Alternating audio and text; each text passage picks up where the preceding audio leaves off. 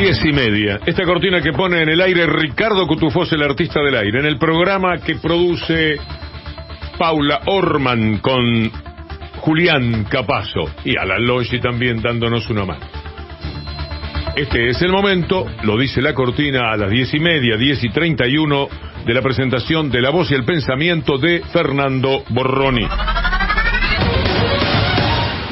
En medio de esta pueblada, que no deja de ser una expresión de amor hacia Cristina Kirchner, pero también una clara expresión de resistencia del pueblo frente a la avanzada del poder dominante, judicial, político, comunicacional, en medio de la represión que es propia de este sector del poder.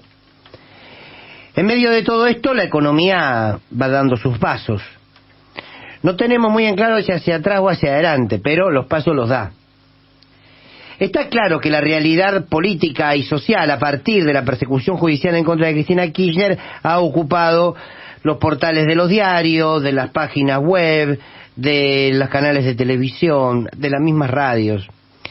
Ahora, la realidad económica continúa en manos de Sergio Massa y de Rubinstein, ¿no? El tren fantasma está manejando la economía en la Argentina. Entonces no hay que perder tiempo de dejar de prestarle atención. Si bien es cierto que la economía en términos macros continúa creciendo, y esto es una realidad, con números realmente importantes, destacados, está clarísimo que ese crecimiento, al no ser distribuido de una manera justa y equitativa, no le cambia la realidad a la clase media, mucho menos a las clases más bajas. Entonces, si bien la Argentina está creciendo, ese crecimiento no llega a la mesa familiar, a la casa del trabajador y la trabajadora. Y la política económica continúa concentrando la economía y el capital en manos de unos pocos.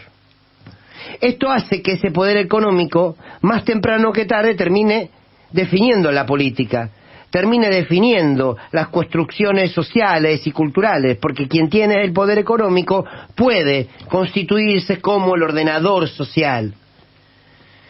Los números de un crecimiento de la superestructura de la economía no se condice con el crecimiento de la economía familiar.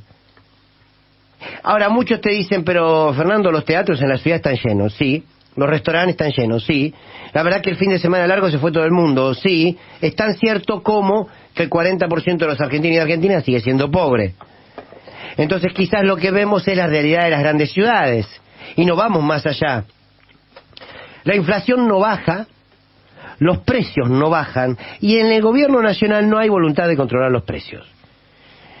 Ni Guzmán, que entre paréntesis, qué interesante la información que tiene el 90% de su patrimonio en dólares, cierro paréntesis, la inflación no baja y no hay intención de controlar los precios. Ninguna. No hay voluntad de controlar los precios. No hay voluntad de que aquellos que más tienen paguen más. Por tanto, el crecimiento de la macro, que no se logra ver en las clases medias y en las clases bajas, además va a ser un problema a futuro. ¿Por qué? Porque se sigue concentrando la riqueza. La necesidad de los dólares parece que lo justifica todo. Ahora a las mineras le van a dar la posibilidad de llevarse dólares afuera. Podríamos empezar por cobrar las retenciones. Están exportando el 31% más de lo que exportaban el año pasado, con nuestros recursos, ¿no? A causa de la contaminación de nuestros pueblos. Bien. Ahora, como botón de muestra de cómo va la economía, Sergio Massa se va con su vice a recorrer Estados Unidos y a reunirse con el fondo. ¿Para qué? Para profundizar estas medidas de ajuste. No puede pasar que la realidad y la urgencia política tape esta otra realidad, que es la que construye la cotidianidad todos los días. Ojalá que este acompañamiento a Cristina Kirchner hacia su figura política empiece a verse en un estado de movilización, pero por estas luchas económicas concretamente, por estas luchas sociales. Ojo que acompañar también a Cristina Kirchner es decir, basta con este acuerdo con el Fondo Monetario. ¿Por qué en la próxima revisión no se replantea el acuerdo? Acompañar a Cristina Kirchner es marchar y decir se necesita un salario básico universal, se necesita que mejore el salario, se necesita que se controlen los precios. Empezar a transformar ese amor que se expresa en Juncal y Uruguay hacer un amor que se expanda por una política de justicia social, de igualdad de oportunidades, donde se distribuya la economía. De eso se trata. Eso demostró Cristina Kirchner en su gobierno. También es una manera de apoyarla. La columna de Fernando Borroni.